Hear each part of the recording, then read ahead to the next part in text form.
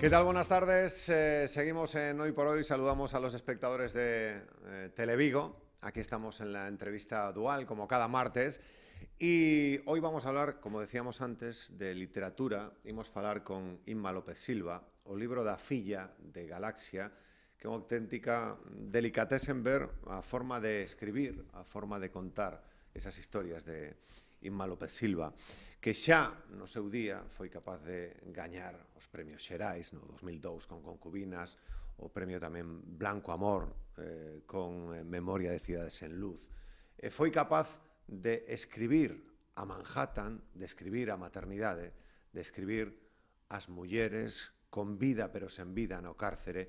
Foi capaz tamén de escribir e de denunciar o sector cultural galego, as situacións que poidan vivir machistas as diferentes actrices. Estamos falando dunha escritora, dunha profesora, dunha capaz de facer críticas teatrais, unha columnista, unha xornalista que tamén gañou aí pouco tempo o Fernández del Riego del xornalismo, así que hoxe está aquí con nós antes da presentación da súa novela Inma López Silva. Hola Inma, que tal? Moi boa tarde. Boa tarde. Grazas por estar con nós, por acompañarnos e aquí, a piques, a poucas horas, a poucos días da presentación en Vigo de O libro da filla. Sí, estou aí en capela, como se dedica a decir, sí. 2 días temos aí. 2 días por diante, pero moito traballo, non?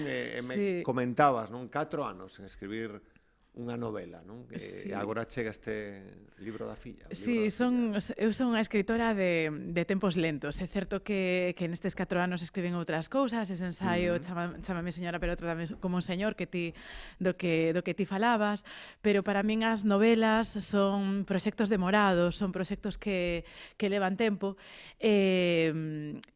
Bueno, dedícolles bastante tempo, non? Entón, bueno, pues sí que esta foi 4 anos, non casi 4 anos, non chega.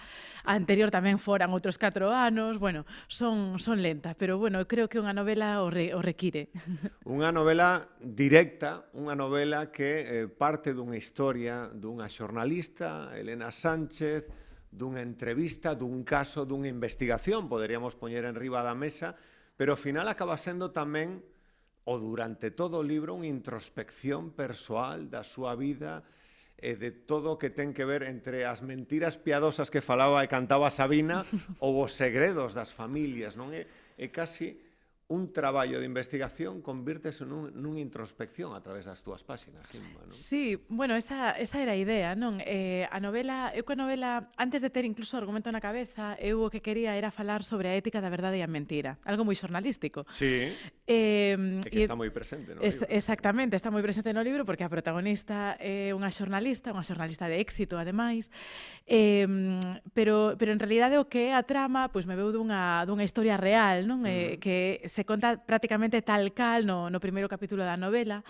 É unha historia real a partir dunha, bueno, pues a historia de un preso que está condenado por violación a súa filla, que nun momento dado se dirixe a min para facer pública a súa historia porque el defendía que era inocente, non? Entón eu con esa anécdota vinme ante o argumento da novela que quería contar, non? Porque me vin a min mesma ante esa toma de decisión que é tan xornalística, non? Cando creer unha versión, onde está a verdade, onde decides que non crees algo que consideras mentira, etc. O que pasa que eu o que quería era enfocalo desde o punto de vista da responsabilidade cidadá. Eso ao que se enfrontan os enfrontades os xornalistas a diario, os xuíces, en realidade é algo ao que tamén nos temos que enfrontar, ou deberíamos ter que enfrontarnos todas as persoas, non? Nun momento dado todos debemos decidir que versión das cousas queremos creer, non? Aí é onde entran tamén as fake news, non? Todas estas... Moitos temas de actualidade, falas tamén pois no libro de algo que está moi de actualidade, non? Cando falamos pois agora mesmo destes movementos políticos que están a producir en toda Europa e que desgraciadamente tamén no noso estado e en Galicia, non?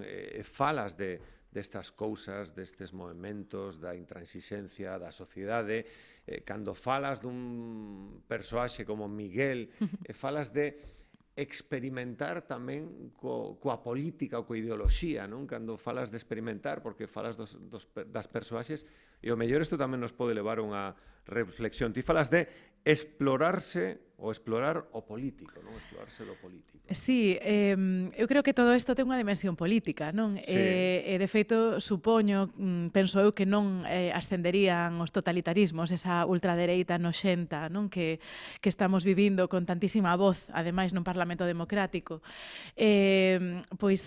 Probablemente iso non pasaría se tivésemos ese punto de responsabilidade cidadá e esa capacidade de tomar certas decisións alrededor de que cousas queremos creer e que estamos dispostos a aceptar, non? Estamos dispostos a aceptar a intolerancia, por exemplo. Sí. E por iso o personaxe de Miguel, ao que aludías, non? Miguel é un pouco o prototipo desa hipocrisía social, non? É o aparente bo cidadán, pero que en realidade é un dirixente dun partido de extrema dereita, é un racista, e máis un renegado de moitas cousas, pero aínda así é un marido perfecto, un pai aparentemente perfecto, formado, un médico, non? É todo desexável. Elena no seu día, xa non podemos seguir sendo hippies, agora son unha persoa formal, que xa son médico. Curiosamente, pois... Exactamente, porque eu creo que outra das cousas que intentei desenvolver na novela é a idea de que as convencións, non? As convencións nos conducen cara ao sentido, a falta do sentido crítico, non? E cara á aceptación da mentira moitas veces, non? Fuxir das convencións implica unha liberdade, pero implica unha liberdade moi incómoda, non? E os personaxes da novela, que son esas dúas familias, non? Están precisamente pairando, todos eles nesa fronteira de tomar unha decisión sobre rachar coas convencións, non? E por iso todos teñen un lado oscuro, non? Eu creo que eu tentei construir uns personaxes que leven a esa mesma incomodidade na que están a quen lea a novela, non? Que as lectoras e os lectores se atopen ante a tesitura de ter que tomar unha decisión sobre se eles farían o mesmo nun extremo de crueldade incluso, non? Porque eu creo que efectivamente todos temos un lado oscuro, aínda que sí que creo na utopía, non? E creo que hai unha luz, non? Como amosa tamén a novela. Un lado oscuro ou polo menos esas mentiras piadosas / segredos que acaban sendo tamén ou marcando, non? As persoaxes e os persoaxes acaban reflexionando tamén ao facer o balance da súa vida. Por exemplo, falas dunha idade que pareceme moi interesante, que é a adolescencia, coa propia Elena, con Amanda, coa súa filla, e falas desa relación entre os pais e os fillos, Inma, que pareceme sensacional, non? De decir, cando Félix, o pai de Elena, xornalista, fala de facer o parvo, non? E moitas veces di, cantas veces os pais se fan o parvo porque saben que as cousas, ou que cousas están a acontecer, non? Falas tamén un pouco desa corda tensa da adolescencia, non? Entre pais e fillos. A novela é o libro da filla precisamente porque todos somos fillos de alguén, ao final é así, non? E unha novela que, aínda que é certo que fala moito da maternidade, pero fala moito da paternidade, non? Que eu creo que é algo do que hai que falar, é un tipo de amor tamén á paternidade, non? E está moi ausente a literatura, a pesar de que maioritariamente o canon o escribiron os homes, non? Entón a novela vai un pouco tamén por ese camiño. Claro, está o personaxe de Amanda, que é unha empeza sendo unha adolescente moi revirada, unha rapaza que desaparece e se fai ocupa. Ten un motivo que non imos desvelar porque forma parte da propia novela, pero claro, o motivo da Amanda máis é moi duro, non? Pero efectivamente ela para fuxir de un motivo moi duro atopa unha saída moi anticonvencional e o que todos os pais ou todas as nais considerarían unha desgraza, non? Cando para ela é unha saída non só libertaria, sino un camiño cara a felicidade, non? E esa idea de que hai un camiño, sempre hai un camiño cara a felicidade, é o que reivindica a novela a través pois desa tensión entre a adolescencia e a madurez, porque sobre todo as personaxes femininas están todas elas nese limbo, non? Elena está por volta dos 55-60, non? Neso que tamén se adoita falar pouco e que eu quería tratar explícitamente, esa crise das mulleres na medianía, non? E Amanda pois pasa por toda esa mocidade, non? Que está permanentemente nunha corda frouxa, non? Sempre facendo un equilibrio por non caer na desgraza, no infortunio ou simplemente pois, na indixencia. E tamén facer un pouco de autocrítica aos pais, non? Que me gusta eso de Elena, tampouco era unha desas inxenuas que pensaban que a súa filla nunca sería como a ela. Evidentemente que eu creo que eu teño dúas Cantos pais fillas. o fan? Eso é verdade. A ver, eu como nai que teño dúas fillas Tamén, moi claro. pequenas, e iso que son moi pequenas, pero parte da educación con elas ou da vivencia con elas é lembrar moitas cousas, non? Que en realidade tiña esquecidas. E sempre penso, teño que, cando cheguen a adolescencia, teño que manter esta perspectiva, non? Lembrar que eu tamén facía as cousas, para min había sempre un motivo perfectamente xustificado, que pode ser unha absoluta loucura. Pero meus pais me apoiaron sempre incluso cando me equivoquei, non? E eu creo que ese é o punto, non? Donde a novela tamén está, non? Que acontece ante as equivocacións, non? Ante as equivocacións dos fillos e ante as equivocacións das propias familias, non? Claro, o que pasa é que esta novela fala de equivocacións moi terribles, non? Que fala do abuso sexual no ámbito familiar, claro. Sí, que eso tamén son aspectos que tratas moi directamente e que fai que o lector tamén sexa capaz de ter unha posición, non? Unha posición crítica con todo o que está a acontecer, non? Comeza esa primeira entrevista entre Fernando, que o acusado precisamente por esa violación, e a xornalista Elena Sánchez, case un pouco estilo Clarice Starling e Aníbal Lecter, non saber o que te vas a topar, e despois, claro, é unha conversa entre dúas persoas, pero cos agravantes que hai, e despois toda a investigación que se leva a cabo, non? Sí, claro, era un tema moi duro, non? Entón, tiña moitas opcións argumentais, non? Entón, quixen levalo cara ao ámbito da investigación xornalística, ou incluso, bueno, non se acaba de decidir se ela vai escribir unha reportaxe ou se vai escribir realmente unha novela, non? Pero quería levalo cara aí, bueno, primeiro porque é unha estructura para unha novela, non? Que a fin de contas as lectoras e os lectores se teñen que entreter, isto non ten que ser unha tortura. Claro. No. E para seguir, porque creo que coloca o tema, ese tratamento xornalístico, coloca o tema nun ámbito de actualidade que creo que é necesario, non? Os abusos sexuais no ámbito familiar son un tabú da nosa sociedade, son incluso un tabú para o propio feminismo. Aínda así, as estadísticas nos din que un de cada 10 nenos foi ou será abusado, non? Iso significa que nunha aula de 25 rapaces que é a ratio, hai polo menos 2 nenos que foron ou serán abusados. Me parece que non é como para mirar para outro lado, non? Ademais, creo que nunha sociedade como a galega, non, especialmente rural, pois toda a cuestión do incesto, pois é algo que efectivamente tamén probablemente acabará sendo a gran saída do armario, non, dos dramas familiares.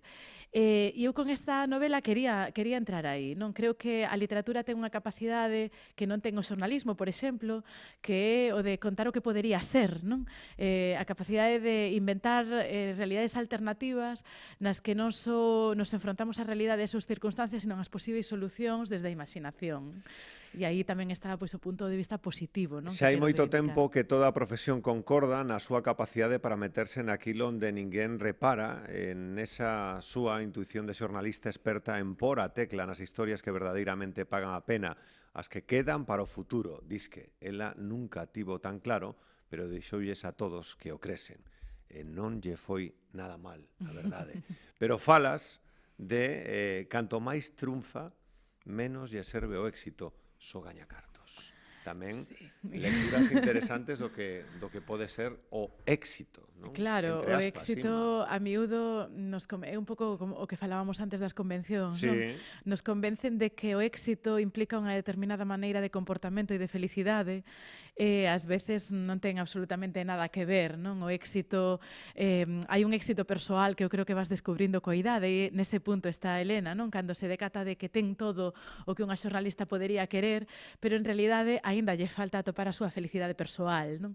Claro. E aí, e esa é a construción da novela, non? É dicir, é o camiño de todos eses personaxes tan exitosos en atopar, en sair dos pozos e atopar a súa propia felicidade, e a felicidade ás veces está en lugares, non, donde casi ninguén agarda.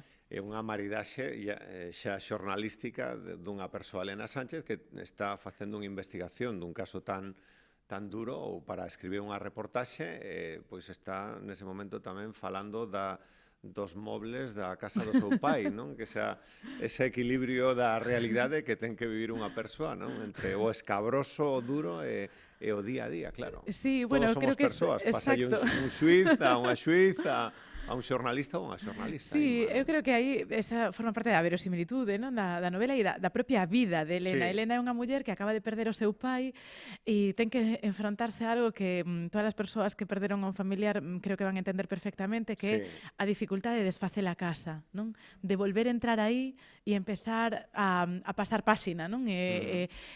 Prácticamente Elena durante toda a novela está evitando ese momento, non? E por iso, claro, aí tamén eso me leva a min a reflexionar sobre, bueno, como as mulleres nos vinculamos aos coidados, como nun determinado momento estás obrigada a facer un repaso vital, persoal, etc. E todo iso mentres a vida segue, sí, evidentemente. Claro. E mentres a vida segue con cousas tan duras como tomar unha decisión sobre si contas ou non contas a versión de un violador no periódico no que traballas. Non? Sí. Hai reflexión sobre os taxistas e a súa importancia no mundo do xornalismo. Inma, que o coñeces moi ben porque tamén acabas de gañar, por certo, que dicíamos antes, parabéns por ese importante premio Francisco Fernández del Riego por un artículo maravilloso. Os taxistas, que son parte moi importante tamén. Sí, eu ademais move normalmente en bicicleta, que estou moi contenta co carril bici, por certo. É verdade, sí que comentabas. Pero tamén uso bastante os taxis. Sí, tiven conversas non só interesantes, sino emocionantes. Vouche contar unha anécdota moi rápida. Sí. O último taxi que collín foi en Madrid esta semana, que estaba precisamente pola promoción do libro. E acabei chorando co taxista porque estábamos na previa de San Valentín, entón me contaba que el que o día seguinte esperaba ter unha boa noite, non? Entón eu dixenlle, por qué? Que pasa mañá? Entón díxome, ti non estás namorada. Eu quedei así, digo, é que é San Valentín. Entonces díxome, é que eu non o vou celebrar porque prefiro estar traballando porque estou viúvo desde hai un ano. Entón, claro, eso é... Ti vas a entender moi ben, este é un artigo do periódico. Claro, e esa é a vida de Elena. Sí, moi... A ver, despois, reflexión, interésame moito, Inma, que compartas conmigo, porque cando Elena reflexiona sobre que a boa sorte, que a sorte, que che pasen cousas, que son desgracias e que son infortunios. O equilibrio en teño boa sorte, non teño boa sorte, que ás veces facemos esas preguntas introspectivas no día a día cando che pasa algo e realmente non sabes se tes mala sorte, boa sorte, se é unha desgraza, un infortunio ou che pasan cousas. Eu creo que a todos nos pasan cousas e moitas veces é a nosa propia vivencia a que determina en que medida as vivimos de xeito feliz ou infeliz. O que pasa que a novela entra en toda esta cuestión porque a novela quere... Desde a novela, quere reflexionar sobre o sentido tráxico da vida, non? Sí. A idea de que ás veces non controlamos as cousas que nos pasan, pois como lle acontece a filla do violador, por exemplo, non?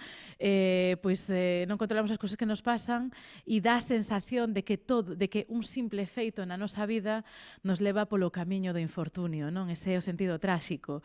Ti non controlas o que vai pasar, pero todo conduce a que che acabe pasando eso definitivamente, eso que lle pasaba a Edipo, eso que lle acontece a Hamlet, non? Que conduce, non digo irremediablemente á morte, pero desde logo irremediablemente a vida desafortunada ou a felicidade ou a infelicidade. O que pasa que eu creo profundamente na responsabilidade do ser humano en tomar as rendas da súa propia vida, non? E na posibilidade de que a nosa toma de decisións non só dependa, pois como pasaba no mundo clásico, dunha circunstancia sobrevida, non? Eu creo que nos podemos controlar aos deuses, non? Porque os deuses non existen. E aí están todos estes personaxes. Falas do culto ao corpo, que desgraciadamente é habitual no xornalismo, o culto á estética. Na radio menos. Na radio menos, cando falamos, por exemplo, do papel da muller, non? Que segue habendo eses estereotipos, eses cánones que desgraciadamente moitas veces marcan un pouco eses estereotipos para que unha xornalista poida estar na tele, cando dis está fascinada coas súas compañeiras de tele, todas aparentemente 15 anos máis novas do que son, que sempre saen nas fotos como se tivese unha faixa que lles mantén os abdominais a raya, sen lorzas de graxa, por pequenas que sexan, co escote perfecto, sen manchas nin enrugas, o pescozo sen pel que pendura. Cando os ven algunha imaxe de Facebook, de Instagram, da igual, sempre parecen fotos roubadas de mulleres despistadas, pero que teñen a perfecta posición corporal recomendada polos fisioterapeutas. Inma, ¿no? o culto á estética, non? Que tamén está moi Sí. presente no mundo do xornalismo, por exemplo, da Claro, tele. eso que vivimos as escritoras tamén, non? É Tamén. dicir, nos supostamente, de eso falaba de feito no libro anterior, nos supostamente Certo, non? somos o cerebro, non? E aínda así estamos presas, non? Ahora mismo estamos grabando este programa, vamos colgar fotos en Instagram, é dicir, somos presas igual do mundo do noso corpo, Sí. non? E ademais as mulleres se nos guinda o corpo sempre como unha arma, non? Como unha desgraza que temos aí que levar e que cando interesa anula o noso cerebro e cando non interesa se pon aí por diante, non? Entón ese é o punto de vista de Helena, unha muller que sempre se caracterizou por ser unha xornalista de raza, non? De prensa escrita, que renuncia de alguna forma á televisión porque cree que é onde está o xornalismo de verdade, pois eso, no trato da reportaxe de investigación, na política, etc. Pero ainda así, aos seus 50 e pico anos, se atopa presa do corpo igualmente, non? É presa do seu propio envellecer, non? O corpo é o primeiro sinal de alarma de que igual ten que cambiar algo na Sí. súa vida. Ima López Silva, moitísimas grazas por estar con nós. O xoves, por certo. Sí, o xoves 7:30, presentamos 7:30 Casa do Libro, Casa do Libro, coa amiga presentación, Noelia, con que é amiga Noelia desta Otero casa. e con Francisco E Castro, con Fran, Editorial claro, por Galaxia, suposto. o libro da filla de Ima López Silva, moi recomendable, porque ademais de ter unha historia maravillosa e contada de maneira moi directa, está sutilmente escrita por unha extraordinaria escritora que deixa frases como pois o tempo non cura, pero sustitúe cousas que importan por outras que importan máis. Ima, moitísimas grazas por estar con nós. Grazas a ti. Facemos un alto e de seguido voltamos na radio. Ata agora.